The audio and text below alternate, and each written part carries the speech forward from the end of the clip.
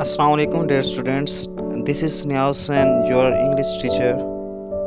Dear students, आज हम देखते हैं लिटरेचर क्या है? Literature is an expression of life in terms of truth and beauty is known as literature. Written record of man's spirits, thoughts and emotion is called literature.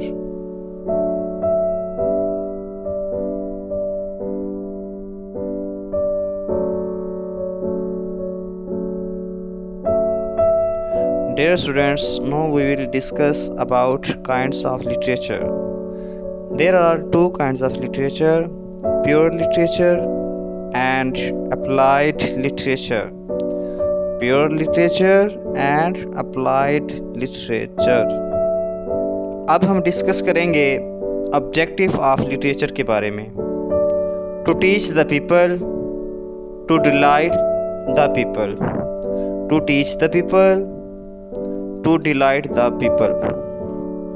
Dear students, आप discuss करते हैं ancient literature के बारे में. Euripides, he was a tragedian of classical Athens. He also became the most tragic of the poets. अब हम देख लेते हैं उसने जो काम किए थे, his most important work देख लेते हैं.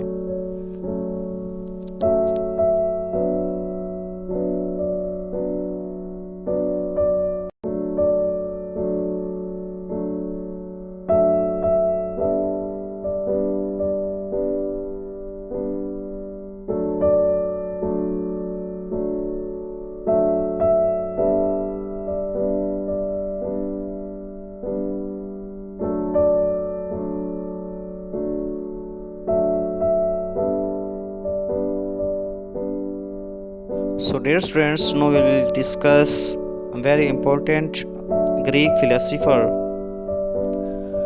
Socrates. He was classical Greek philosopher. He has become renowned for his contribution to the field of ethics, and it is this Platonic Socrates who lends his name to the concept of Socratic irony and Socratic method.